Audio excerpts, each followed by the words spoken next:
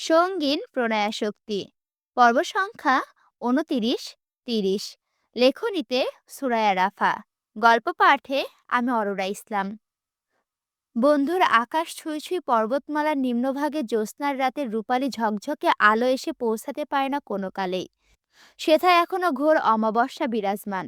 চারিদিকে ঘুটঘুটে অন্ধকার আর তামাশাচ্ছন্ন।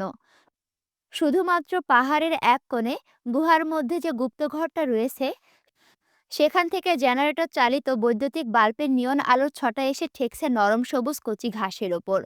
অতীব সুন্দর সেই ম্যাজিক্যাল আলো ছায়া আর ঘাসের আস্তরকে পায়ে মারিয়ে তড়িৎ বেগে এদিক ওদিক পায়চারি করছে নিখিল। কপালে তার দুশ্চিন্তার গভীর ভাঁজ, শরীর ঘামে ভিজে চুপচুপা। শার্টের ওপরে পরা সাফেদ রঙা অ্যাপ্রনটা এথায় সেথায় শুকিয়ে যাওয়া রক্তের ছোপ ছোপ দাগ। কুঁচকে রাখা ছোট ছোট চোখ দুটো দেখে মনে হচ্ছে একটু আগে কোনো অপকর্ম করে ধরা খেয়েছে সে। এদিক ওদিক পায়চারি করতে করতে দাঁত দিয়ে নখ কাটতে কাটতে এক মনে কি যেন বিড়বিড় করছে এক নাগাড়ে। দেখলে মনে হবে কোনো কিছুর হিসেব করছে। নিখিলের এমন উদ্ভ্রান্তের মতো কর্মকাণ্ড দেখতে পেয়ে গুপ্তঘর থেকে হন্তদন্ত হয়ে বেরিয়ে আসে লিও। এক ছুটে বেরিয়ে আসতে আসতে তার স্থূলকায় দেহটা হাঁপিয়ে ওঠে। সে নিখিলের সামনে দাঁড়িয়ে হাঁপাতে হাঁপাতে শুধায়, কি হয়েছে? এখনো কাজ শুরু করছো না যে? রাত শেষ হয়ে যাবে তো। কথাটা বলার সঙ্গে সঙ্গে ফট করে দুহাতে লিওর কলার খামচে ধরল নিখিল। অতঃপর চোয়াল শক্ত করে দাঁত খিচিয়ে বলল, তোমাকে আগেই বলেছিলাম এই কয়েকজনে হবে না।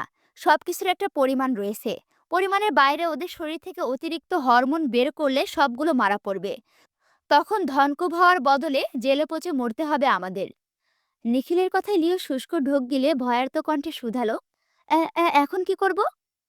নিখিল পুনরায় পায়চারি করতে করতে বিড়বিড়িয়ে বলে, জানি না। রাশিয়ান মাফিয়াদের কাছ থেকে অ্যাডভান্স ডলার নিয়ে ফেলেছি। যে করে কাজ সম্পন্ন করতে হবেই। লিও মুখ কাঁচুমাচু করে বলল, কিন্তু এই সময় নতুন করে টিনেজ হরমোন কোথায় পাবো? লিওর কথা শেষ হওয়ার সঙ্গে সঙ্গে নিখিলের হাঁটার গতি সহসা থেমে যায়। ও আঙুল পেঁচিয়ে পাহাড়ের চূড়ায় জ্বলতে থাকা ফেয়ারি লাইট আর মাঝ আকাশে উড়তে থাকা নিভু নিভু জ্বলন্ত ফানুসগুলো দেখিয়ে লিওকে শুধালো, ওখানে কি হচ্ছে? লিওর ঠোঁট উল্টে বলল, মেবি কোনো গ্রুপ ক্যাম্পিংয়ে এসেছে। নিখিল তৎক্ষণাৎ গটগটিয়ে জায়গা ত্যাগ করে বড় বড় পা ফেলে উঠতে থাকে পাহাড়ের চূড়ায়। ওর কাণ্ড দেখে পেছন থেকে লিও হাঁক ছেড়ে ডেকে উঠে বলল, আরে কোথায় যাচ্ছ? নিখিল যেতে যেতে পেছনে না তাকিয়ে স্ক্রু হেসে বলল, সবকিছু রেডি করো, আমি আসছি। আজকাল স্টুডেন্টরাও হয়েছে ফাজিল এক একটা। কথা নেই বার্তা নেই, যখন তখন কল দিয়ে কনভারসেশন শুরু করে দেয়। আর থামার নাম নেই। প্রথমে পড়াশোনা দিয়ে শুরু করবে, তারপর সুযোগ বুঝে ধীরে ধীরে ঢুকে যাবে ব্যক্তিগত আলাপে। আমেরিকার মেয়েরা এত নির্লজ্জ আর বেহায়া কেন কে জানে। স্টুডেন্টদের বাড়তি প্যাচাল প্রথমে দাঁতে দাঁত চেপে সহ্য করলেও এক পর্যায়ে বিরক্ত হয়ে ফোনটায় বন্ধ করে দিয়েছে রকচটা বদমেজাজি কৃতিক। একে তো চরম মুহূর্তে কল দিয়ে মুডের ১২টা বাজিয়ে দিয়েছে, তার উপর রাত বিরাতে কল দিয়ে ঢঙের আলাপ। অসহ্য। স্টুডেন্টদের কাছে কৃতিক বরাবরই চুপচাপ হুম হা ছাড়া উত্তর দেওয়ার ওর কোনো ধাসে নেই। তাই তো কথা বাড়ানোর সঙ্গে সঙ্গে মুখের ওপর ফোনটা বন্ধ করে দিয়েছে একদম। এবার হাজারটা কল দিলেও আর কৃতিকের নাগাল পাওয়া যাবে না, সে যতই প্রয়োজনীয় আলাপ হোক না কেন। কিছুক্ষণ নিরিবিলি দাঁড়িয়ে থেকে নিস্তব্ধ প্রকৃতির মাঝ থেকে এক বুক বাতাস ভরে নিয়ে কৃতিক পুনরায় এগিয়ে গেল ক্যাম্পিং ভ্যানের দিকে। ওদিকে সবাই মহা আনন্দে ফানুস উড়াচ্ছে।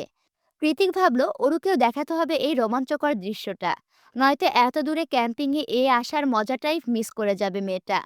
তাই ভেতরে না গিয়ে বাইরে থেকে ওরুকে ডেকে উঠল কৃতিক, ওরু বাইরে আয়, just look something special is happening here, come fast Oru. ভেতর থেকে অরুর কোনো রূপ সারা শব্দ না পেয়ে কৃতিক এবার নিজে ধীর গতিতে ক্যাম্পিং ভ্যানের ভেতরে প্রবেশ করলো। চারিদিকে ফানুসের ছড়াছড়ি। একের পর এক উড়ন্ত ফানুসের টিমটিমে আলোয় পুরো পাহাড়কে অপ্রতিভ সুন্দর লাগছে। ক্যাম্প ফায়ারের পাশেই চাঁদের পাহাড় গান বেজে চলেছে সেই তখন থেকে। পুরো অ্যাডভেঞ্চারাস পরিবেশ। পাহাড়ের এক কোণে দাঁড়িয়ে এলিসা উড়ন্ত ফানুসগুলোকে সূক্ষ্ম নজর দিয়ে পরখ করছে। তা দেখে অর্ণব একটা ফানুস নিয়ে এগিয়ে এসে এলিসাকে উদ্দেশ্য করে বলল, এলি, ফানুস উড়াবি আয়। এলিসা তৎক্ষণাৎ এগিয়ে এসে হ্যাঁ সূচক মাথা নাড়িয়ে অর্ণবের হাতে হাত রাখে। তারপর দুজন মিলে এগিয়ে যায় ফানুসটাকে উন্মুক্ত করে দিতে। ফানুসের মধ্যে জ্বলতে থাকা সোনালি আলোয় এলিসার হাতের হিরে খচিত আংটিটা চকচক করছে খুব। অর্ণব সেটার দিকে একবার পলক করে ওর চোখের দিকে অগ্নিপাত করল। এলিসার ধূসর চোখ দুটোতেও জ্বলন্ত ফানুসের নিদারুণ প্রতিচ্ছবি বিদ্যমান। স্থির চোখে মুখে ধামাচাপা পড়ে আছে একরাশ খুশির ঝিলিক।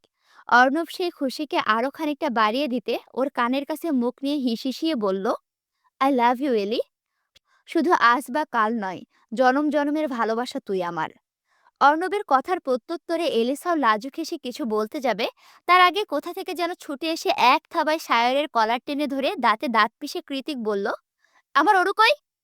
সায়র বেচারা বসে পপকর্ন চিবোতে চিবোতে অর্ণব এলিসার সিনেমাটিক প্রেম নিবেদন দেখছিল। হঠাৎ এমন অতর্কিত আক্রমণে তৎক্ষণাৎ পপকর্ন ওর গলাতে আটকে গেল। কাশি দিতে দিতে কৃতিককে ছাড়ানোর চেষ্টা করে কোনো মতে ফ্যাসফ্যাসিয়ে বলল, ছাড় ভাই, আমি সত্যি জানি না ওরু কই। তোরা তোরা দুজন তো হুট করে একসাথে উধাও হয়ে গেলি। তোরা স্বামী স্ত্রী, তোদের প্রাইভেসির ব্যাপার আছে, ওই জন্য আর ডাকিও নি আমরা। শায়রের কথায় কৃতিক নিজেকে সংবরণ করে ওর কলার ছেড়ে দেয়। তারপর ওপাশ থেকে এলিসা আর অর্ণব এগিয়ে এসে শুধালো, কি হয়েছে জেকে? কৃতিক থমথমে মুখে এদিক ওদিক হালকা মাথা নাড়িয়ে বলল, ডোন্ট নো, ওরু কোথাও নেই। এলিসা উদ্বিগ্ন সুরে বলল, কোথাও নেই মানে? ও তো তোর সাথেই ছিল। কৃতিক জিভ দিয়ে শুষ্ক অধর ভিজিয়ে চিন্তিত গলায় বলল, হ্যাঁ তখন তো ছিল।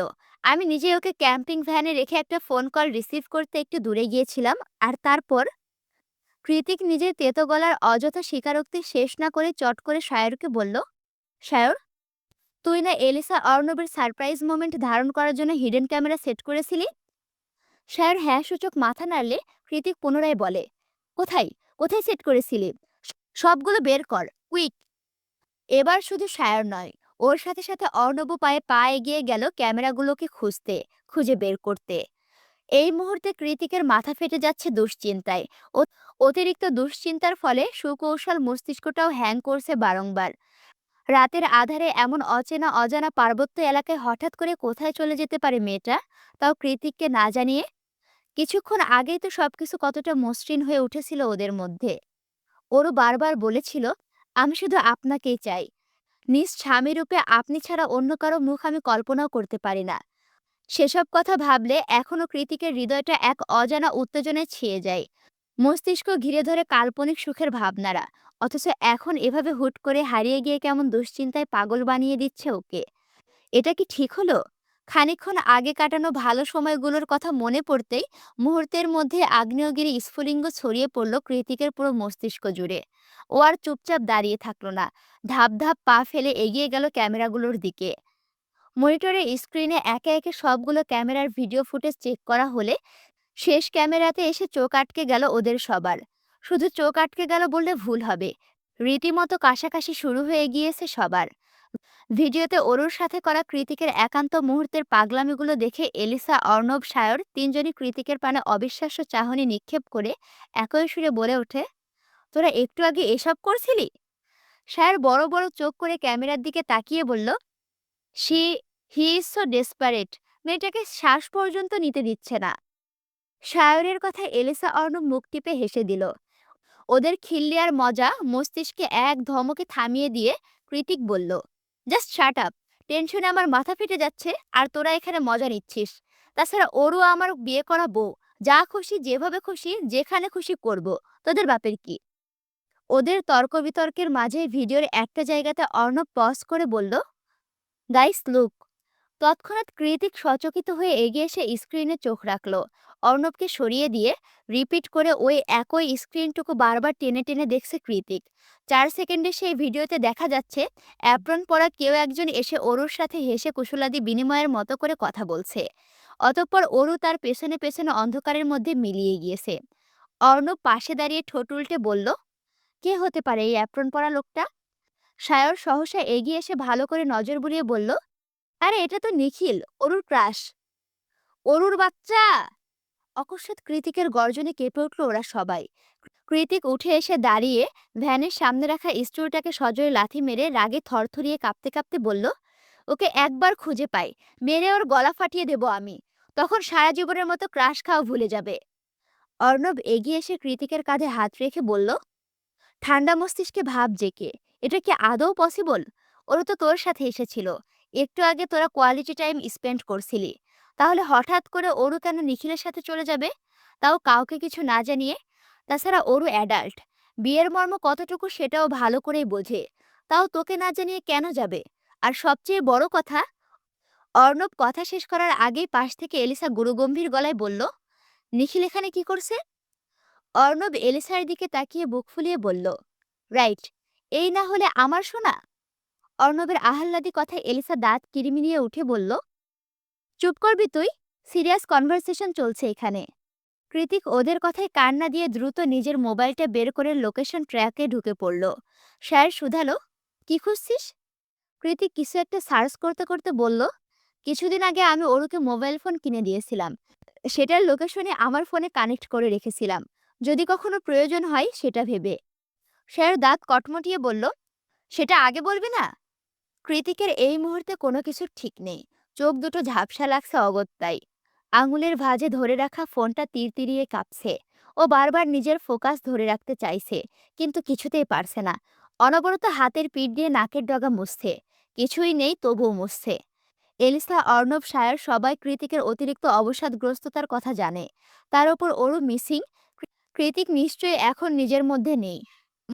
মাত্রা অতিরিক্ত উদ্বেগে কৃতিকের বারবার ঘাড় ফোটানো আর নাকের ডগা মোছা দেখে এলিসা এগিয়ে শান্ত গলায় শুধালো, কিছু পেলি? কোনো লোকেশন?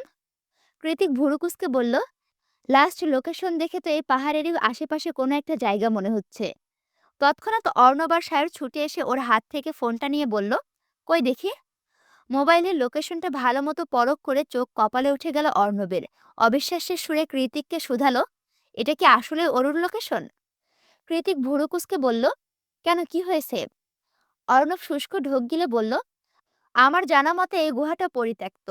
বহু বছর আগে আমেরিকান একটা রিসার্চ টিম এখানে কিছু অবৈধ রিসার্চ চালাতো। ওরা টিনেজ ছেলে মেয়েদের হরমোন সংগ্রহ করে সেটাকে প্রসেস করে মৃতদেহের স্নায়ু সচল রাখতে ব্যবহার করত। It's a huge dangerous. পরবর্তীতে আমেরিকান গভর্নমেন্টের নজরে এলে তা পুরোপুরি নিষেধাজ্ঞা জারি করে দেয় এই রিসার্চের ওপর। এছাড়া ওই টিমে সবাইকে শাস্তির আওতায় আনা হয়েছিল তখন। অর্ণবের কথা শেষ হতে এলিসা চট করে বলল, ওরও তো টিনেজ, শি ইজ অনলি 18+। এলিসার কথাটা পুরোপুরি বিস্ফোরণের মতো গিয়ে হামলে পড়ল কৃতিকের উদ্বিগ্ন মস্তিষ্কে। ওর সচকিত চোখ দেখে মনে হচ্ছে ও যেন দুয়ে দুয়ে চার মিলিয়ে ফেলেছে। দুহাতে নিজের লম্বা চুলগুলো সজয়ে টেনে ধরে কিছু একটা ভেবে কৃতিক অস্ফুটে বলল, Nikhil is a biological scientist.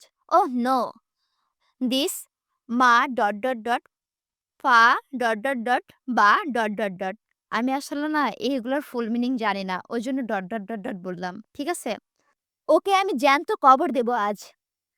কৃতিকের চরম ক্ষিপ্ততায় উদ্বিগ্ন হয়ে ওরা তিনজন একই সুরে শুধালো, কি হয়েছে?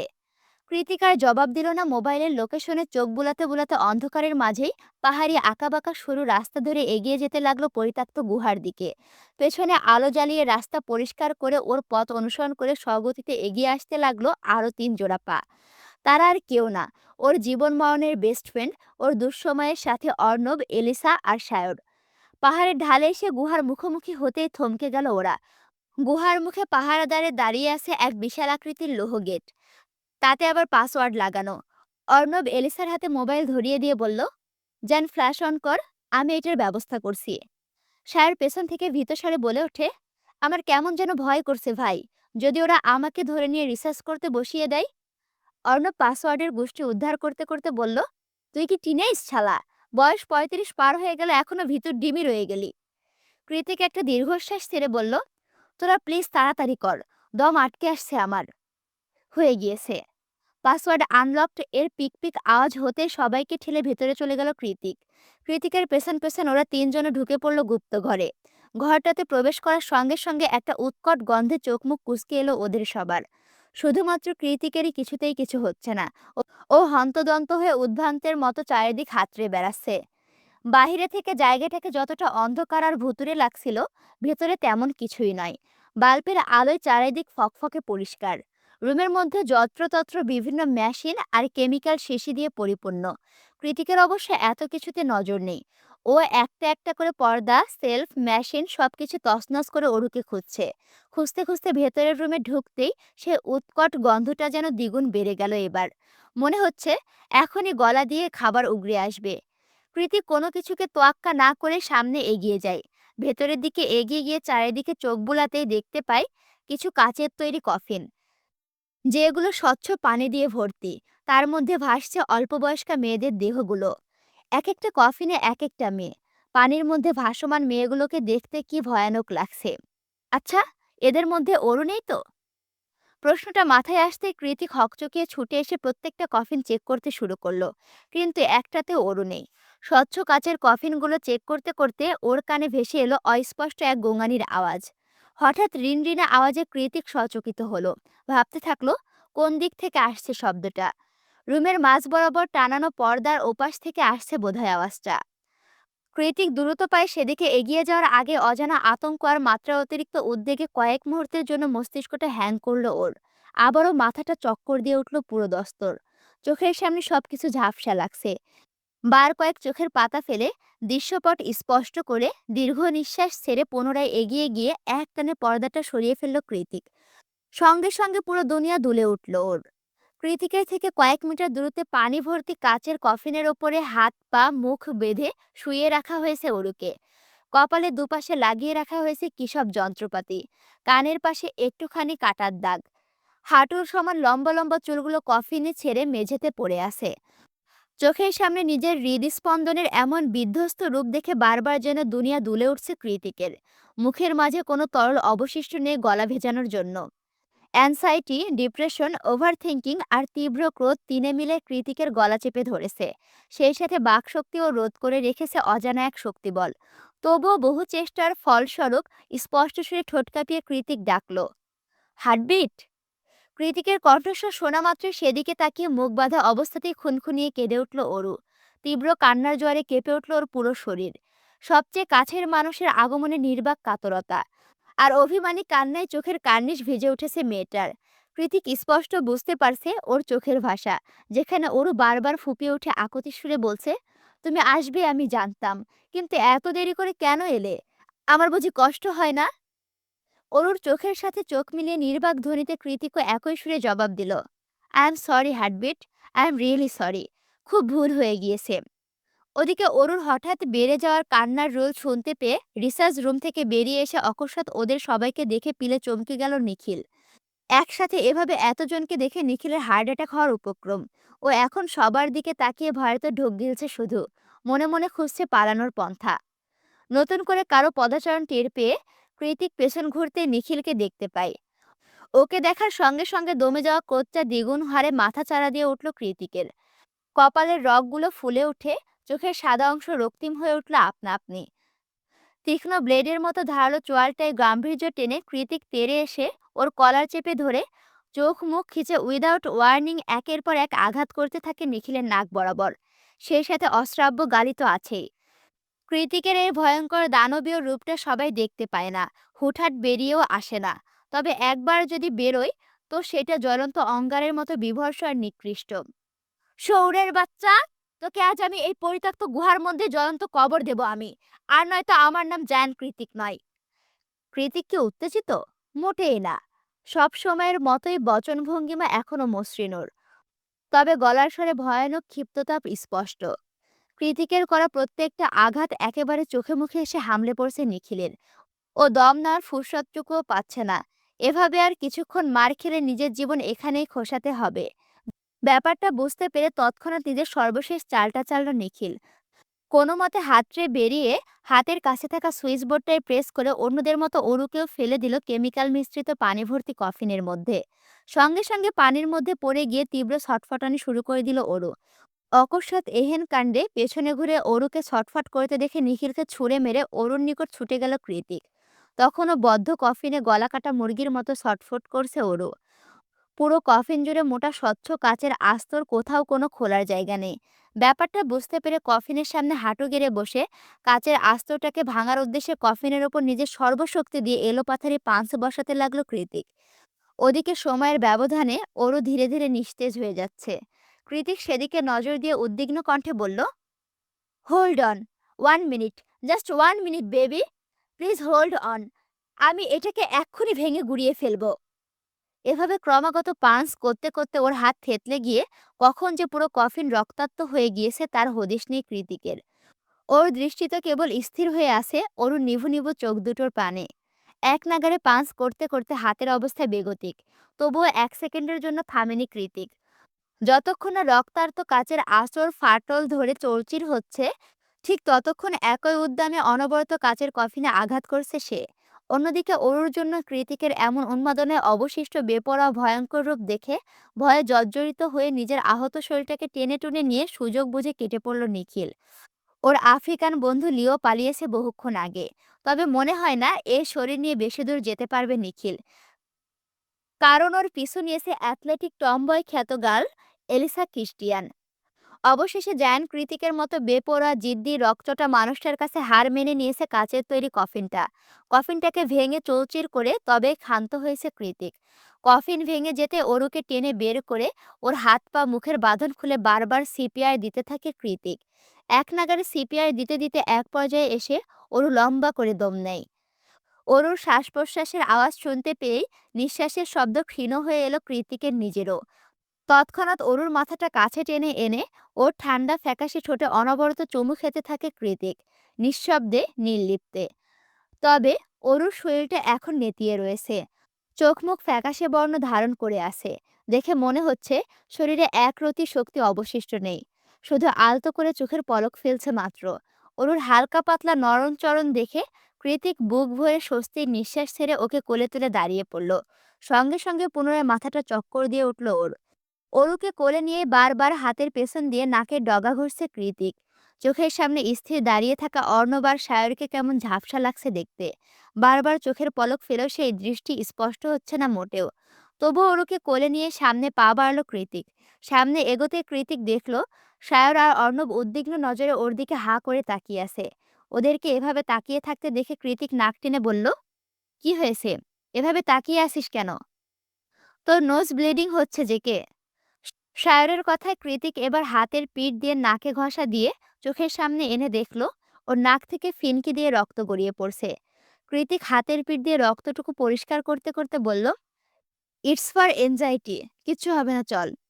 কথাটা বলে ২ কদম এগোতে হাঁটু গেড়ে ধপ করে মেঝেতে বসে পড়ল কৃতিক। ওর কোলে এখনো অরুর নেতিয়ে পড়া ছোট্ট শরীরটা। নিজে বসে পড়লেও অরুকে শক্ত করে ধরে রেখেছে বুকের মধ্যে। এবার সত্যি সামনের সবকিছু পুরোপুরি ঝাপসা হয়ে গিয়েছে। অসাড় হয়ে আছে শরীরের মাংসপেশিগুলোও। কৃতিকের নোজ ব্লিডিং এর ঘটনা নতুন কিছু নয়। প্রথম প্রথম আমেরিকায় আসার পরে অতিরিক্ত অবসাদগ্রস্ততা আর দুশ্চিন্তার ফলে প্রায়ই এমনটা হতো। ডাক্তার বলেছিল মাত্রা অতিরিক্ত মানসিক চাপে এমনটা হচ্ছে। কিন্তু গত কয়েক বছর দীর্ঘমেয়াদী চিকিৎসার ফলস্বরূপ এটা পুরোপুরি বন্ধ ছিল। অথচ আজ অরুর একটুখানি বিপদে এত বছর ধরে একটু একটু করে উন্নতি করা কৃতিকের মানসিক স্বাস্থ্যে ধস নেমে এলো মুহূর্তে। তাহলে কৃতিক আদতে কতটা ডেসপারেট ওর এইটুকুনি হাঁটুর বয়সী সৎ বোনের জন্য? এ কেমন প্রেম, আর এ কেমন আসক্তি, সেটাই আপাতত দাঁড়িয়ে দাঁড়িয়ে ভাবছে অর্ণব আর সায়র। কৃতিক হাঁটু গেড়ে বসে নাক থেকে গড়িয়ে পড়া রক্তগুলো হুডির হাতে মুছতে মুছতে অস্পষ্ট সুরে বলল, অর্ণব, আমি বোধহয় সেন্সলেস হয়ে পড়ব। তুই অরুকে কোলে নে। প্রাইমারি ট্রিটমেন্ট দিয়ে ওকে সেফলি বাসায় পৌঁছে দিবি। আর সায়র, তুই ভুলে অরুকে টাচ করবি না। জ্ঞান ফিরে আমি যদি শুনেছি তুই অরুকে টাচ করেছিস, তাহলে তুই আর এ জীবনে বাচ্চার বাপ হতে পারবি না। সেই ব্যবস্থা আমি নিজে হাতে করব। সায়র একটা দীর্ঘশ্বাস ছেড়ে বলল, টাচ করবো না তোর অরুকে, কিন্তু অ্যাটলিস্ট তোকে তো ধরতে দে।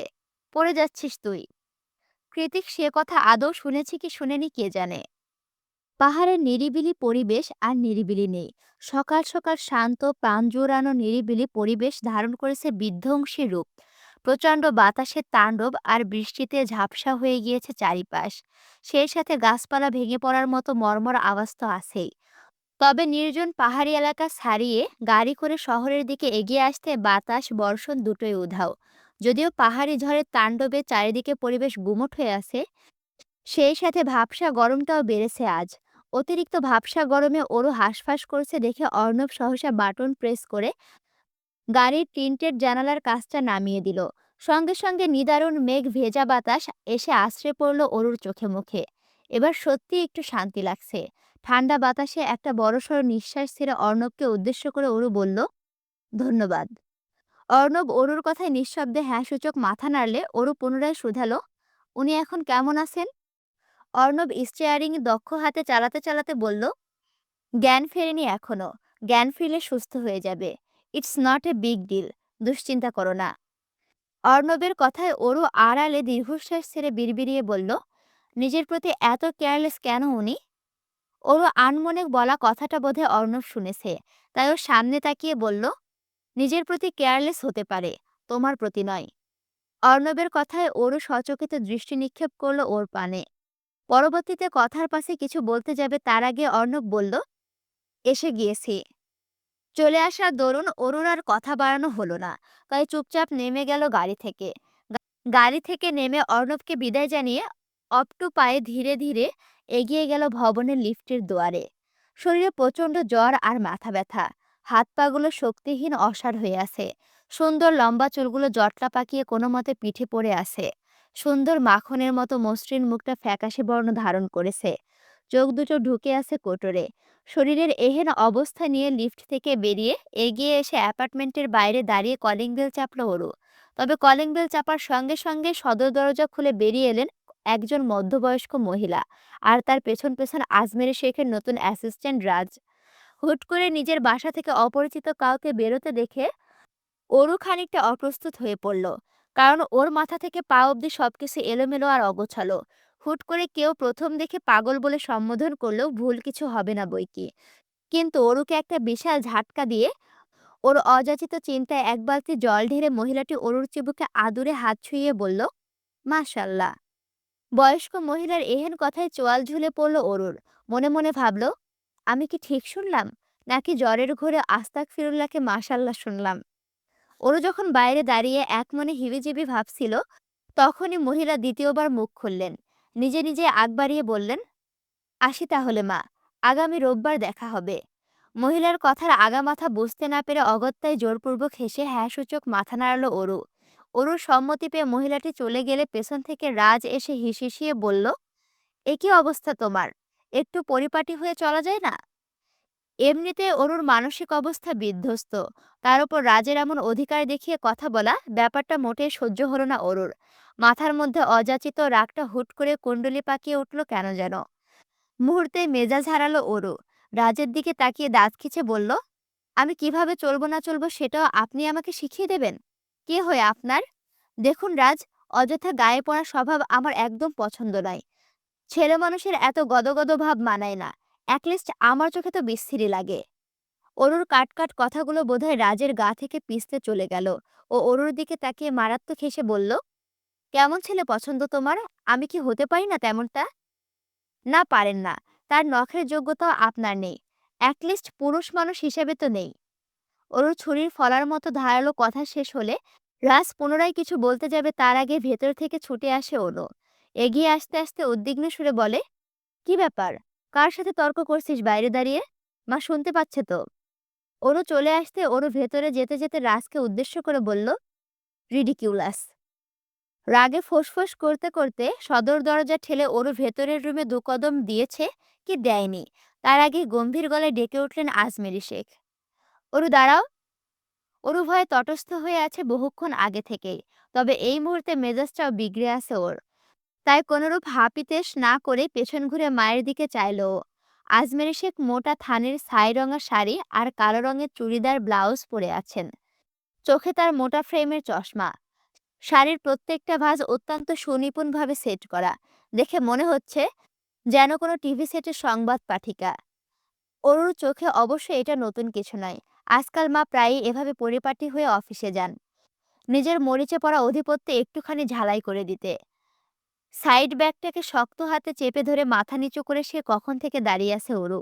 আজমেরি শেখ ওর আগাগোড়া পরখ করে স্পষ্ট আওয়াজে শুধালেন, কোন ছেলের সাথে গিয়েছিলে? মায়ের কথায় অরুর পিল চমকে উঠল। নিজের সুপ্ত ভয়টাকে দূরে সরিয়ে মায়ের দিকে চোখ তুলে তাকিয়ে গলায় আত্মবিশ্বাস নিয়ে অরু বলল, কি বলছো মা? কোন ছেলের সাথে যাব আবার? আমি কাউকে চিনি না এখানে। আজমেরি শেখ অরুর দিকে নিখুঁত দৃষ্টি নিক্ষেপ করে বললেন, 1 বছর অসুস্থ ছিলাম আমি, মারা যায়নি। তাতে মিথ্যে কথা শিখে গেলে? অরু নাসূচক মাথা নাড়িয়ে বলে উঠল, মা বিশ্বাস করো। আজমেরি শেখ ওকে হাতের ইশারায় থামিয়ে দিয়ে বললেন, রাজ খোঁজ নিয়েছে। তোমাদের ক্লাস থেকে কোনো গ্রুপ ক্যাম্পিং এ যায়নি? তাহলে গত ২৪ ঘন্টায় কোথায় ছিলে তুমি? এখানেও রাজ। বিরক্ত লাগছে অরুর। তবুও মাথা নিচু করে গলা খাদে নামিয়ে অরু বলল, আসলে মা, আমি অন্য গ্রুপ। থাক। আজমেরী শেখ এবারও সহসা থামিয়ে দিলেন অরুকে। অতঃপর বললেন, আমি আর মিথ্যা অজুহাত শুনতে চাইছি না অরু। আর না আমি এইসব চেঁচামেচি কৈফিয়ত দেওয়া নেওয়া পছন্দ করি।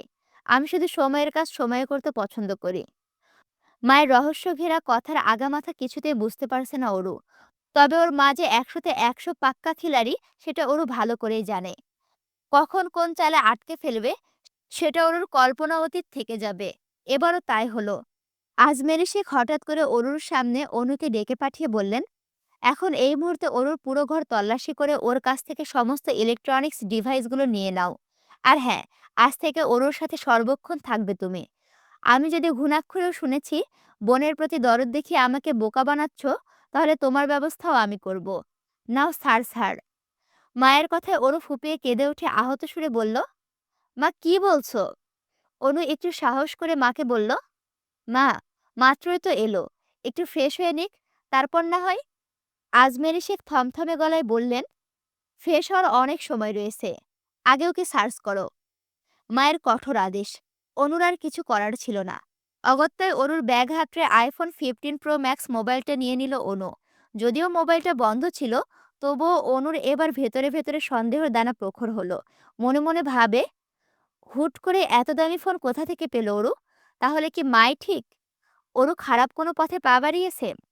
ফোনটা ছিনিয়ে নিয়ে গেলে অরুর ব্যাগটাকে ফ্লোরে ছুঁড়ে মেরে হনহনিয়ে রুমে চলে যায়। অরু চরম কষ্ট পেয়েছে ভেবে অনু মায়ের দিকে তাকিয়ে অসহায় মুখ করে বলল, মা, ওরও তো ছোট, ভুল করতেই পারে, তাই বলে এতটা কঠোর হওয়া কি ঠিক হবে? অনুর কথায় আজমের শেখ বললেন, আপাতত যেটা বলেছি সেটা করো। সময় হলে সবকিছু আমি নিজে আবার আগের মতো করে দেব, কিন্তু এখন নয়। সারাদিন রুমে আটকে মরার মতো পড়ে থাকলেও সন্ধ্যা হতে না হতেই অরুর একা থাকার শখ ঘুচিয়ে দিয়ে রুমে প্রবেশ করে অনু। অনুর অবশ্য কিছুই করার নেই, মায়ের আদেশে আসতেই হতো। অনু আসতে অনু মুখ ফিরিয়ে অন্যদিকে ঘুরে শুয়ে পড়ল। অনুর হাতে খাবারের থালা। ও সেটাকে বেডসাইড টেবিলে রেখে দিয়ে নরম গলায় বলল, অরু, খাবার এনেছি, খাবি আয়। অনু নির্লিপ্ত কণ্ঠে জবাব দিল, খিদে নেই, নিয়ে যা। সারাদিন না খেয়ে রুম আটকে পড়ে আসিস, তাও খিদে নেই? কি হয়েছে বলতো তোর? অনুর কথায় অনু শক্ত গলায় বলল, না নেই। আর কি হয়েছে? কি হয়েছে? এই প্রশ্নটা করা বন্ধ করা পা। কি হবে আমার?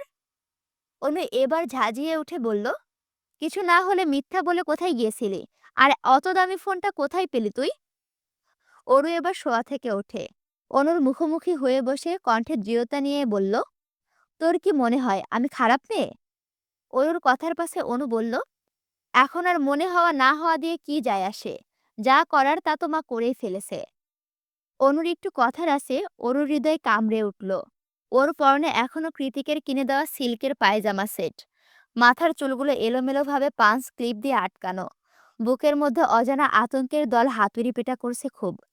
তবুও একটা শুষ্ক ঢোক গিলে বুকের মাঝে সাহস সঞ্চয় করে অরু শুধালো, কি করেছে মা? অনু দীর্ঘশ্বাস ছেড়ে জানায়, আগামী রোববার রাজ তার পরিবার সমেত তোকে দেখতে আসছে। আজকেই তো ওর মা এসে আমাদের মায়ের সাথে কথা বলে গেল। অনুর কথায় অরুর মাথায় যেন আকাশ ভেঙে পড়ল। দুনিয়া দুলে ওঠার মতোই আচমকা ঘুরে উঠল মাথাটা। অরু ভেবেছিল মা ওর জন্য কোনো কঠিন শাস্তির ব্যবস্থা করেছে, হয়তোবা ভার্সিটিতে যেতে দেবে না, কিংবা নজরবন্দি করে রাখবে সারাক্ষণ। তাই বলে এমন কিছু অরুর কল্পনারও বাইরে ছিল এটা। অরু তৎক্ষণাৎ বসা থেকে উঠে দাঁড়িয়ে পড়ল। অবিশ্বাসের সুরে অনুকে শুধালো, কি বলছিস আপা এটা? তুই থাকতে আমি কেন? অরুর কথায় অনুর মেজাজ চড়ে এলো। ও রুষ্ট কণ্ঠে বলল, আমি থাকতে মানে? তুই প্রত্যয় সাহেবের কথা জানিস না? তাছাড়া রাজ তোকে পছন্দ করেছে, আমাকে নয়। অনুর কথায় অসহ্য একটা যন্ত্রণা ছড়িয়ে পড়ল অরুর শরীরের রন্ধে রন্ধে। অকস্মাৎ ফ্লোরে ধপ করে বসে পড়ল। হু হু করে কান্নায় ভেঙে পড়ল অরু। শরীরে ব্যথা, হৃদয়ে ব্যথা, মস্তিষ্কেও একরাশ যন্ত্রণা। সবকিছু মিলেমিশে অরুর এক করুণ অবস্থা এই মুহূর্তে। মেঝেতে বসে কাঁদতে কাঁদতে মনে মনে হাজারবার আহাজারি করতে লাগলো অরু। বলল, তোকে আমি কি করে বোঝাই আপা? তোর যেমন প্রত্যয় সাহেব আছে, আমারও তো তেমন একজন আছে। সে আমার স্বামী, জায়ান কৃতিক চৌধুরী। আমি বিবাহিত। আমার শরীর মন সবকিছুর দখলদারি শুধুমাত্র তার। আমি তাকে মেনে নিয়েছি, তার ভালোবাসাকেও গ্রহণ করেছি। তাহলে কিভাবে আমি অন্য একজন পুরুষের সামনে গিয়ে আইবুড়ো সেজে বসবো? কি করে? এই কথার একটুখানি আঁচও জায়ান কৃতিকের কানে গেলে সবকিছু তছনছ করে ফেলবে সে। সেই সাথে আমাকেও কেটে টুকরো টুকরো করে ফেলবে। আমি এখন কি করব? কিভাবে সবাইকে বলবো যে আমি আমার সৎ ভাই জায়ান কৃতিকের বিয়ে করা বউ? অনু সেই কখন থেকে মেঝেতে বসে শব্দ করে কাঁদছে দেখে অনু আড়ালে দীর্ঘশ্বাস ছেড়ে বলল, এত কাঁদছিস কেন অরু? দেখতেই তো আসছে, বিয়ে তো তার হয়ে যাচ্ছে না। ভালোই ভালোই সবটা মিটে গেলে তুইও বেঁচে যাবি। মা আর তোকে সারাক্ষণ নজরদারিতে রাখবে না। কথাটা শেষ করে কমফোর্টে গায়ে জড়িয়ে শুয়ে পড়ল অনু। অনুর মাত্র বলা কথাগুলো বারবার মস্তিষ্কে বাড়ি খাচ্ছে অরুর। দেখতেই তো আসছে, বিয়ে তো আর হচ্ছে না। বিয়ে শব্দটা অসংখ্যবার প্রতিধ্বনি হয়ে কানে এসে লাগছে অরুর। ওর তো বিয়ে হয়ে গিয়েছে সেইবার থাইল্যান্ডে বসেই। ধর্মীয় সামাজিক দুইভাবে বিয়ে হয়েছে জায়ান কৃতিকের সঙ্গে। তাহলে এখন আর নতুনভাবে কিভাবে বিয়ে হবে? আর তাছাড়া চোখ দুটো বন্ধ করলে স্বামীরূপে ওই সুদর্শন মানবের মুখটা ছাড়া আর কিছুই তো কল্পনায় আসছে না। মনে মনে হাজারবার ভাবতে ভাবতে অরু চলে গেল টানা বারান্দায়। বাইরে ভারী বর্ষণ হচ্ছে।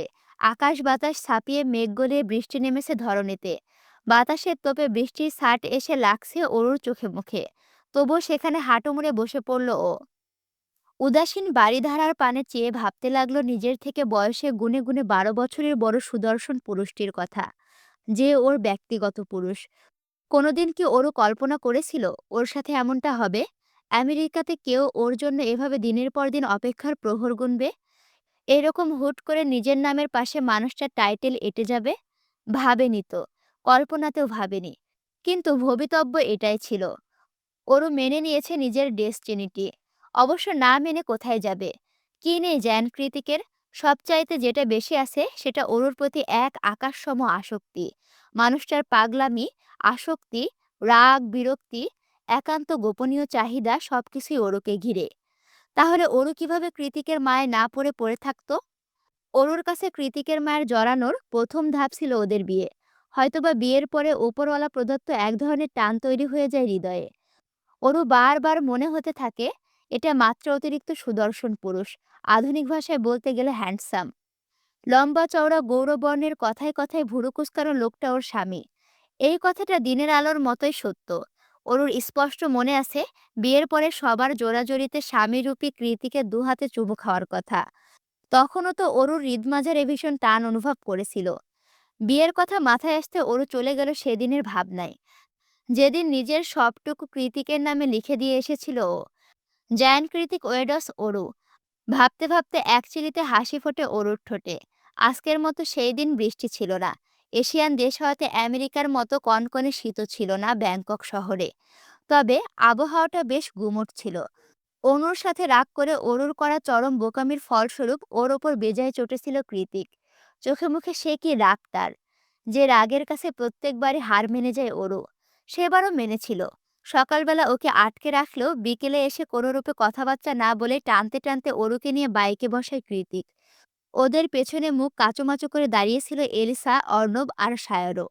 অরু কিছুতে বুঝে উঠতে না পেরে কাঁদতে কাঁদতে এলিসাকে বলল, কি ব্যাপার আপু? কোথায় নিয়ে যাচ্ছেন উনি আমায়?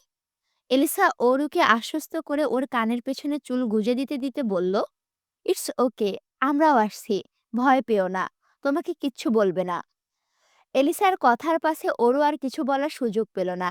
তার আগে বাইকে টান দেয় কৃতিক। অগত্যায় নিজেকে সামলানোর জন্য কৃতিকের জ্যাকেট টেনে ধরল অরু। কৃতিক সামনে ফোকাস করে অরুকে ডেকে বলল, অরু, তুই কি জানিস আজ তোর মায়ের অপারেশন?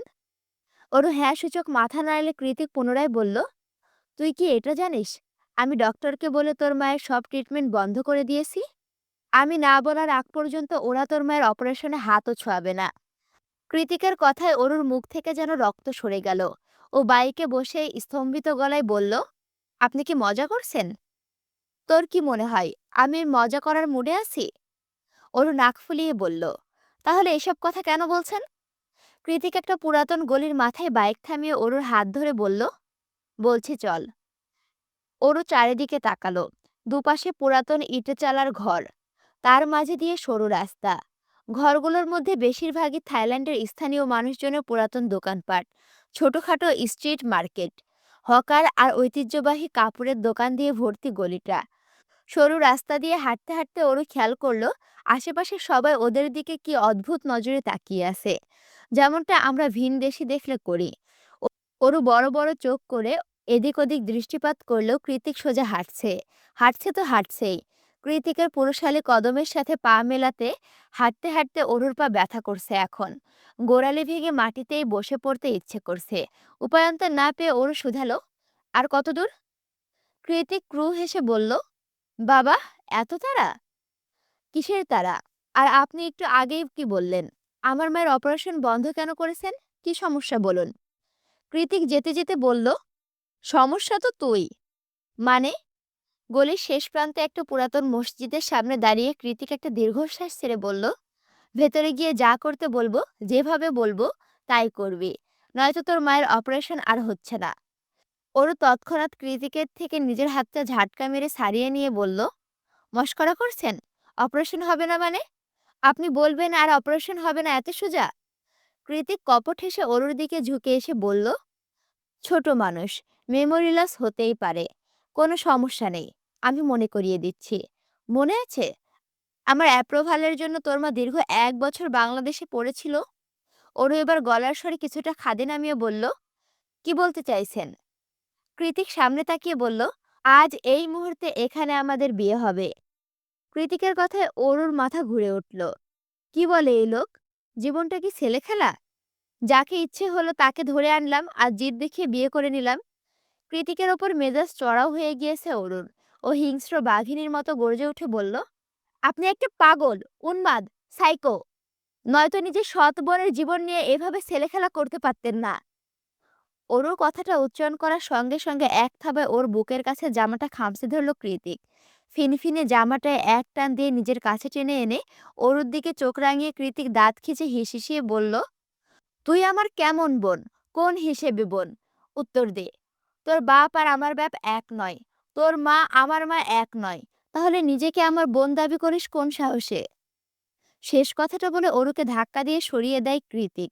কৃতিকের যুক্তির কাছে হেরে গিয়ে অরুও এবার চুপ হয়ে যায়।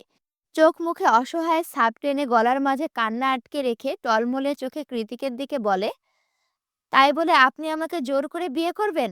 সমাজ কি বলবে? দুনিয়া কি বলবে? আপনার সাথে আমি, সেটাও কি সম্ভব? কোন ভুলের রাগ ঝাড়ছেন আমার ওপর বলুন তো? কৃতিকের দৃষ্টিতে কোনো করুণার ছিটে ফোঁটাও নেই। ও এগিয়ে এসে পুনরায় অরুর হাত চেপে ধরে বলল, ওপরওয়ালা যার প্রাধান্য দিয়েছে সমাজ তাতে বাধা দেওয়ার অধিকার রাখে না। আর না আমি এসবের পরোয়া করি। অরু পুনরায় নিজের হাত ছাড়িয়ে বলল, আমার জীবনটা এভাবে কেন নষ্ট করছেন? কি করেছি আমি? কৃতিক অরুর দিকে তাকিয়ে হাসকি স্বরে বলল, বিলিভ মি অরু, একটা সময় আসবে যখন তুই এই সম্পর্কটার জন্য জীবন দিয়ে দিতেও রাজি থাকবি। তখন তুই নিজে মুখে বলবি, সেই দিন যা হয়েছিল খুব ভালো হয়েছিল। আমি এখন পরিপূর্ণ। আর সেই দিন বেশি দূরে নয়। এখন চুপচাপ ভেতরে চল। অরু তেতে উঠে বলল, আমি যাব না। মা আপাকে না জানিয়ে এভাবে লুকিয়ে চুকিয়ে বিয়ে আমি জীবনেও করব না। জায়ান কৃতিক লুকিয়ে চুকিয়ে কিছু করে না। আমার মন চেয়েছে আমি এখন এই মুহূর্তে তোকে বিয়ে করব। মানে করবই। যদি বেশি বাড়াবাড়ি করিস তাহলে তোর মাকে আজই প্লেনে করে বাংলাদেশে পাঠিয়ে দেব। Even without any treatment. না! কৃতিকের শেষ কথাতে ওরও শব্দ করে না বলে ওঠে। অনুকে কাঁদতে দেখে কৃতিক ওর হাত ধরে ভেতরে প্রবেশ করাতে করাতে বলল, মায়ের ভালো চাইলে ভেতরে চল। তুই শুধু তোর নামটা আমার নামে লিখে দিবি, ব্যাস। বাকিটা জীবন তোকে সামলে নেওয়ার দায়িত্ব শুধু আমার। ওরও কাঁদতে কাঁদতে হেসকি টেনে বলল, আগে ডক্টরকে কল করে বলুন মায়ের ট্রিটমেন্ট শুরু করতে। কৃতিক যেতে যেতে বলল, ফোন রিসোর্টে ফেলে এসেছি। বিয়েটা হয়ে যাক, অর্ণবের ফোন থেকে কন্ট্যাক্ট করে বলে দেব। ততক্ষণে যদি মায়ের কোনো ক্ষতি হয়ে যায়? কৃতিক এবার হাঁটার গতি থামিয়ে অরুর দিকে তাকিয়ে চোখ পাকিয়ে বলল, আমি বলেছি যখন পরে, তার মানে পরেই। আগে বিয়ে হবে, তারপর সব। পুরাতন মসজিদটার ইটের চালা ক্ষয়ে যায় যায় অবস্থা। ধর্মভিত্তিক দেশ না হওয়াতে এদেশে হুজুর কিংবা মুসলিম খুঁজে পাওয়া বেশ কষ্টসাধ্য। তবুও কোথা থেকে যেন অর্ণব আর সায়ের মিলে একজন ইন্দোনেশিয়ান হুজুর খুঁজে এনেছে। অরু আর কৃতিক ভেতরে ঢুকতে অর্ণব ঝাঁঝিয়ে উঠে বলল, এতক্ষণ লাগে তোদের? সে কখন থেকে অপেক্ষা করছি। কৃতিক ভাবলেশীন কণ্ঠে বলল, বউকে রাজি করাতে দেরি হয়ে গেল। তা তোর লয়ার আর হুজুর কই? কৃতিকের কথায় অর্ণব পাশে সরে গিয়ে বলল, এই যে আমেরিকান লয়ার। যেহেতু তুই ওরও দুজনেই আমেরিকা থেকে বিলংস করছিস, তাই উনি তোদের রেজিস্ট্রি ম্যারেজটা আমেরিকান কোর্টে তুলবে। অর্ণবের বুদ্ধি দেখে স্যার এগিয়ে এসে বলল, ওরে শালা, এই ব্যাংকক বসে আমেরিকান লয়ার কই পেলি তুই? অর্ণব নিজের কাজ ঝাড়া দিয়ে একটু ভাব নিয়ে বলল, পেয়েছি পেয়েছি, টাকা থাকলে বাঘের চোখও মেলে বন্ধু। স্যার নাক শিকই তুলে বলল, তা এতই যখন টাকা, তাহলে একটা বাঙালি হুজুর ধরে আনতে পারলি না? এ কোন দেশি হুজুর নিয়ে এলি? কথা বুঝি না কিছু না। কবুল কোন ভাষায় বলবে ওরা? অর্ণব দাঁত কিরমিরিয়ে বলল, আহাম্মক, বিয়ের সময় সব দেশেই কবুল বলে। তোর এত চিন্তা করতে হবে না, হুজুর হলেই হলো। তাছাড়া এলিসা মোটামুটি ইন্দোনেশিয়ান ভাষা জানে। সায়র হ্যাঁ সূচক মাথা নাড়িয়ে পাশে সরে গেলে কৃতিক বিরক্ত হয়ে বলল, তোদের গবেষণা শেষ হয়েছে? তাহলে এবার বিয়েটা করি। সায়র ভুরু কুঁচকে বলল, তোর দেখি তর্স হয়েছে না জেকে। দাঁড়া, এলিসা ফুলের মালাটা নিয়ে আসুক। অর্ণব লয়ারের সাথে কথা বলে কাগজপত্র রেডি করে কৃতিককে ডেকে বলল, জেকে, অরুকে নিয়ে আয়, সাইন করবি। কৃতিক এবার অরুর 5 আঙুলের ভাঁজে আঙুল ঢুকিয়ে বলল, আয় আমার সাথে। লয়ারের সামনে চেয়ার দুটোতে পাশাপাশি বসে আছে অরু আর কৃতিক। অরু নিস্তব্ধ, চোখের জলে রেজিস্ট্রি পেপার ভিজে আঠা আঠা হয়ে গিয়েছে। তবুও কলম হাতে নিয়ে বসে আছে সে। অরুর এহেন কাণ্ডে বিরক্ত হয়ে কৃতিক আস্তে করে অর্ণবকে বলল, অর্ণব, প্রাইভেট জেট বুক কর, অরুর মা দেশে ফিরবে। কৃতিকের কথার আগামাথা অর্ণব বইয়ের বুঝে না এলেও অরু তৎক্ষণাৎ বলল, করছি করছি, সাইন করছি। চোখের কার্নিশ বেয়ে গড়িয়ে পড়া নোনা জলটুকু হাতের পিঠ দিয়ে মুছে কাঁপা কাঁপা হাতে অস্পষ্ট অক্ষরে অরোরা শেখ নামটা লিখে দিল অরু। অরুর সিগনেচারের পর্ব শেষ হলে কৃতিক নিজেও গুটি গুটি অক্ষরে জায়ান কৃতিক চৌধুরী নামটা লিখে দেয়। সিগনেচার করার সময় কৃতিকের মুখটা ছিল থমথমে আর গম্ভীর। দেখে মনে হচ্ছিল অরুকে নয়, বরং ওকে অরু জোর করে বিয়ে করাচ্ছে। তবে ওর মনে চলছিল অন্য সুর। কথা দিয়েছিলাম, খুব বেশি না, একটুখানি বড় হ। তোকে আমি আমার করে নেব। আজ কথা রেখেছি। তুই আজ থেকে আমার অরু, পুরোটাই আমার। রেজিস্ট্রি পেপারে সাইন করা শেষ হলে এলিসা একটা তাজা ফুলের মালা অরুর হাতে ধরিয়ে দিল, অন্যটা কৃতিকের হাতে। তারপর মোবাইলের ভিডিও অন করতে করতে বলল, জেকে, বউকে মালা পরা। কৃতিক বিরক্ত ভঙ্গিতে বলল, এসবের দরকার নেই তো এলিসা। দরকার আছে, তুই পড়া। এলিসার কথায় কৃতিক অরুর নত করে রাখা মাথার দিকে তাকিয়ে গম্ভীর গলায় বলল, মাথা তোল, মালা পরাবো। সায়ার চোখ মুখ কুঁচকে বলল, সিরিয়াসলি জেকে, তোর বউ হয়ে গিয়েছে মেয়েটা, এখন তো একটু সম্মান দে। কৃতিক এবার সত্যি সত্যি একটা দীর্ঘশ্বাস ছেড়ে বলল, ওর মাথা তোলো, মালা পরাবো। তোলো শব্দটা বলতে গিয়ে কৃতিকের বোধহয় জিভ খসে পড়ার উপক্রম। ওকে দিয়ে এসব হয় না। এবার এলিসাও পাশ থেকে তাড়া দিয়ে অরুকে বলল, ওরু মাথা তোলো। সবার জোরাজোরিতে অরু এবার মাথাটা তুলে কৃতিকের চোখের দিকে চাইল। সেই ঝড় তোলা কামুক চাহনি।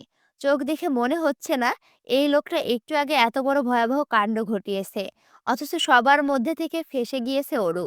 অরুর ভাবনার মাঝে ওর গলায় মালা পরিয়ে দিল কৃতিক। এবার অরুর পালা। কিন্তু অরুর মতো একরতি চিনেপুটির মতো মেয়ে, খাম্বার মতো দাঁড়িয়ে থাকা গ্রিক গড খ্যাত কৃতিকের লাউগাম বা কি করেই পাবে। তাই সহসায় পা উঁচিয়ে আঙুলের ওপর ভর করে দাঁড়িয়ে মুখ কাচুমাচু করে অরু বলল, পারছি না তো। অরুর কথা এলিসা মুখ টিপে হাসি সংবরণ করে বলল, জেকে, কি সমস্যা? তোর বউ তো তোর নাগাল পাচ্ছে না। কৃতিক কিছু না বলে এবার মাথা নুইয়ে দিল অরুর সামনে। তৎক্ষণাৎ ওকে মালা পরিয়ে দেয় অরু। ঠিক সেই মুহূর্তটায় মুঠোফোন ক্যামেরায় বন্দি করে নেয় এলিসা। এরপর ধর্মীয় মতে ওদের আরও একবার বিয়ে হয়। অরু আর কৃতিক দুজনে কবুল বলে বিয়েটা সম্পূর্ণ করে। অরু কাঁদতে কাঁদতে ক্লান্ত হয়ে গিয়েছে। নাক চোখ লাল বর্ণ ধারণ করেছে। ওর পরনে ছিল লং স্কার্ট আর সুতির টপস। চেহারায় কৃত্রিম প্রসাধনীর লেশমাত্র নেই। তবুও বিয়ের মালা পরিহিত সদ্য বিবাহিতা অরুকে দেখতে অপরূপা লাগছে। চেহারাতে অন্যরকম লাবণ্যতা এসেছে মেয়েটার। এটা বোধহয় নতুন নতুন বিয়ের পর সব মেয়েদেরই আসে, তাই অরুরও এসেছে। বিয়ের পালা শেষ হলে ছোট্ট একটা নিয়মের মাঝে আটকে পড়ে ওরা। এটা ইন্দোনেশিয়ান সংস্কৃতি। বিয়ের পর স্বামী তার স্ত্রীর ঘোমটা খুলে মুখ দেখবে, অতঃপর স্ত্রী তার স্বামীর দুহাতে চুমু খেয়ে হাত দুটো চোখে ছুঁয়ে সম্মান জানাবে। আর স্বামী স্ত্রীর মাথায় হাত রেখে সে আন্তরিকতাটুকু সদরে গ্রহণ করবে। দারুণ ট্রেন্ড! হুজুরের মুখ থেকে কথাগুলো শুনে এলিসা অর্ণব সাহেব এক প্রকার ঝুলে পড়েছে ওদের দিয়ে এই ট্রেন্ড পালন করাবে বলে। সব নিয়ম পালন করা হয়েছে, এইটুকু কেন বাকি থাকবে? ওদের জোরাজুরিতে কৃতিক বিরক্ত হয়ে বলল, অনেক কিছু করেছি, আর পারবো না। এখন যা করার তোরা কর। এলিসা ওর দিকে তাকিয়ে কটমটিয়ে বলল, পারবি না মানে? মেয়েটাকে জোর জবরদস্তি করে বিয়ে করছিস, আর এখন বলছিস নিয়ম পালন করতে পারবি না? মগের মুল্লুক নাকি? ভাই, কেন বুঝছিস না? এটা বাঙালি নিয়ম না, কোথাকার ইন্দোনেশিয়ান নিয়ম। আমরা কেন পালন করতে যাব? এলিসা কৃতিকের কথায় ঘোর আপত্তি জানিয়ে বলল, শোন জেকে, নিয়ম ইজ নিয়ম। অত দেশ টেশ বুঝি না আমরা। সো চুপচাপ পালন করে ফেল। পাশ থেকে অর্ণব বলল, শুধু শুধু সময় নষ্ট করছিস জেকে। ওরও তো এখন তোর বই। যা নিয়ম আছে সব করে ফেল। এলিসা হলে তো আমি নাচতে নাচতে ট্রেন্ড পালন করতাম। শুধুমাত্র নিজের দেশ কেন, পুরো এশিয়ানের সবগুলো কান্ট্রি থেকে নিয়ম ধার করে এনে পালন করতাম। এলিসা অর্ণবকে চোখ রাঙিয়ে বলল, থামবি তুই? কৃতিক এবার ওদের সবাইকে একসাথে থামিয়ে দিয়ে বলল, আচ্ছা চুপ কর তোরা। করছি, যা যা নিয়ম আছে সব পালন করছি, তবুও চেঁচামেচি থামা। কৃতিকের সম্মতি পেয়ে এলিসা এগিয়ে এসে ওর পাতলা ফিনফিনে দোপাট্টা দিয়ে ওর মাথায় বড় সড়ো একটা ঘোমটা টেনে দিল। এখন আর অরুর মুখ দেখা যাচ্ছে না। কৃতিক কয়েক সেকেন্ড ঘোমটা টানা অরুর দিকে তাকিয়ে থেকে হাত বাড়িয়ে দিল ধীরে ধীরে অরুর ঘোমটা সরানোর উদ্দেশ্যে। ভেতরের উত্তেজনা উৎফুল্লতা এবার সত্যি সত্যি ওর হাত কাঁপছে। নিজেকে বারবার দাঁড় করাচ্ছে স্বপ্ন দুয়ারে। ওরু এখন আক্ষরিক অর্থে কৃতিকের বউ, মিসেস অরোরা জায়ান। আর এই মুহূর্তে কৃতিক তার বইয়ের ঘোমটা সরাচ্ছে মুখ দেখার উদ্দেশ্যে। এটা কি আদৌ সত্যি নাকি স্বপ্ন? কৃতিক ধীরে ধীরে ঘোমটা তুলে অরুর, না না, তার নতুন বইয়ের মুখের দিকে নিষ্পাপ চোখে চেয়ে রইল খানিকক্ষণ। ওর পুরো পৃথিবীটা এখন থমকে গিয়েছে। অরুকে আজ মাত্রা অতিরিক্ত সুন্দর লাগছে। তাই তো কৃতিকের মতো শক্তপোক্ত কঠিন হৃদয়ের মানুষটাও কেমন গলে যাচ্ছে ওর মায়াবী মুখখানার দেখে। ঘোমটা তোলা হয়ে গেলে এলিসার হুজুরের নির্দেশে কাঁপা কাঁপা হাতে কৃতিকের জিম করা পেশিবহুল সাদা ফর্সা হাত দুটো হাতের উপর নিয়ে নেয় ওরও। অতঃপর হেঁচকি দিতে দিতে ওর হাতের দুপিঠে নিজের ভেজা নরম তুলতুলে অধরখানি ছুঁয়ে দেয় নির্লিপ্তে। অতঃপর তা মাথা নুইয়ে স্পর্শ করায় নিজের দুচোখে। অরুর এই নিয়ম পালনে কি মোটেও আন্তরিকতা ছিল না? ছিল তো।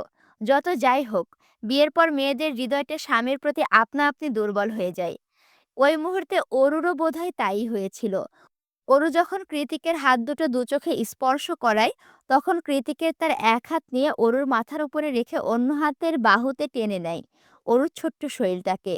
সঙ্গে সঙ্গে কৃতিকের সাদা শার্টটা খামচে ধরে ওর বুকে মাথা লুকোয় কান্নায় ভেঙে পড়ে অরু।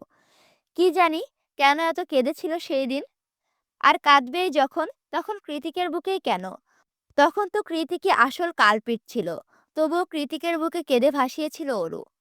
এসব অযথা নিয়মকানুন পালনের পর কৃতিক আর দাঁড়ালো না। অরুকে কোলে তুলে নিয়ে বেরিয়ে গেল মসজিদ থেকে। তারপর বাইকে বসে বরাবরের মতোই নিজের ওয়ালেট, সিগারেট বক্স, এমনকি একটু আগের মালাটাও অরুর হাতে ধরিয়ে দিল সে। অরুও চুপচাপ সেগুলো হাতে নিয়ে বসে পড়ল বাইকের পেছনে। অরুর ভেতরে তখন ভোঁতা ভোঁতা অনুভূতি থাকলেও আজ ওর অনুভূতিগুলো তুঙ্গে। এখন মনে হচ্ছে বিয়ের পরে স্বামীর সাথে ওর প্রথম বাইক রাইড বোধহয় সেটাই ছিল। সেই দিনের ঘটে যাওয়া প্রত্যেকটা কথা পঙ্খানুপঙ্খ মনে করে আরও একবার লাজুকতায় মুড়িয়ে গেল অরু। সেই লাজে রাঙা হলো নরম তুলতুলে কপল দুখানা। আসসালামু আলাইকুম রহমতুল্লাহ। কেমন আছো তোমরা সবাই? এই উপন্যাসটা তোমাদের কাছে কেমন লাগছে? আমার কাছে ভালো লাগছে। তবে না, উপন্যাসটা অতিরিক্ত রোমান্টিক। আমার পড়তে কেমন জানি আনইজি লাগে। মানে আমি তো অনেক জোরে জোরে পড়ি। আশেপাশে যখন কেউ থাকে তখন অনেক আনইজি লাগে। তারপরেও তো আমাকে ভয়েস ওভার দিতেই হবে। যাই হোক, তোমরা যদি এখনো লাইক, কমেন্ট, শেয়ার না করে থাকো, অবশ্যই লাইক, কমেন্ট, শেয়ার করো। আর আমার চ্যানেলটি যদি এখনো সাবস্ক্রাইব করে না থাকো, অবশ্যই সাবস্ক্রাইব করে পাশে থাকো। দেখা হচ্ছে পরবর্তী ভিডিওতে। আল্লাহ হাফেজ।